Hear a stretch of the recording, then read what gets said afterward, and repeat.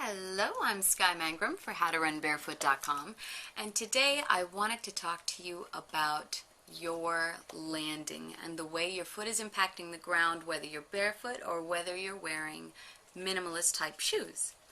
So I've gotten a couple of questions from people on Facebook and on YouTube both about their landing. They asked me if I've suffered from things like having a crack in my heel or having severe blisters on the sides of my feet and on the bottoms of my feet.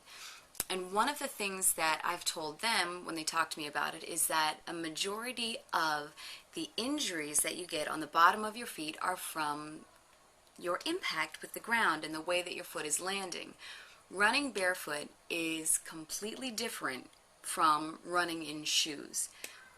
I've realized that running in shoes makes it almost impossible for you to pick up on the barefoot technique that makes it feel so good to run barefoot. It takes all the pressure off your knees and really rids you of a lot of exhaustion that you feel when you run. I'm not getting anywhere near as exhausted now as I was way back when I was running and I had my nice running shoes on and I was hitting the ground with my heel and just driving that into the ground, just running until I was exhausted. And my knees suffered a lot, and I thought that I would have knee problems later on until I discovered barefoot running, and my knee problems are gone.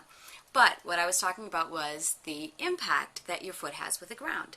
So when they were talking to me and asking me about a cracked heel, my heel rarely ever touches the ground. And it's not that I'm trying to keep my heel off the ground. I'm going to explain that in just a second. The other problem is, so don't land on your heel. When you are running barefoot, your heel does not hit the ground first. You don't want to be running like you would run when you have shoes on, which is your heel first, because then it's going to wear away on the heel, it's going to impact on the leg, and it's going to make that smack sound when you're running. So when you're running barefoot, you don't want to make any noise. You're not going to hear a sound at all when you're running barefoot most times. And for the people that were asking me about having the blisters, repeated blisters, on the sides of their feet and on the balls of their feet, that's because they're landing on the front of their foot and they're pushing off with their toes. So you don't want to land on the heel, but you don't want to be inclined to do the opposite and land on your toes either. And what I've mentioned in some other videos is that running barefoot is really the best way to read your body and your running style. You can tell if how your landing is incorrect because you will get blisters and a lot of pain in different parts of your feet, and that's just telling you that your landing is incorrect. Now, the way that you want to land to master your barefoot landing, it's the midfoot landing. So you want to land like this and pick up like that. You want like your whole foot to come down and up. You don't want the front to land and push off, and you don't want to land on the back. You want to land on the meaty part of your foot, and when you are running barefoot, you'll realize that it's really about lifting your leg instead of pushing yourself down and forward. It's more about picking up your knees and just lightly touching the ground with the bottom of your feet. And you'll find you can run for a long, long time and not get exhausted. But when you first start, again, 5 minutes.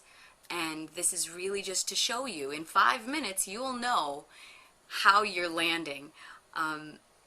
So after your first barefoot run, you can tell where you've got some pain, where you've got some blisters, and that's how you need to adjust the way your feet are landing. So barefoot running is all about being connected while you're running and listening and responding to your body, not just listening and saying, oh, it hurts, but responding, because your body really will teach you the correct way to land. And then the next thing you have to think about is your calves getting really sore, because your calves and your core are what's really going to feel and display a lot of the results of running barefoot as well, because your body is forced to keep a different center of balance. You feel really grounded. So I hope you've enjoyed this little video, and if you've come to find that you have some problems with your heel or with the front of your feet or with blisters in certain areas, don't ignore them and keep going. Listen to your body and adjust the way that your feet are hitting the ground, because it is a majority in your landing and in keeping a shorter stride. So keep a short stride and land on your midfoot, the mid meaty part of your foot. So I hope you've enjoyed this video, and if you did, you can check out the website at www.howtorunbarefoot.com, and there's a free guide that you can download there. It's got some helpful things in it, like 10 things to carry in your med kit with you when you go barefoot running, so when you do have little scrapes and things like that, sterilize it, patch it up, and keep going.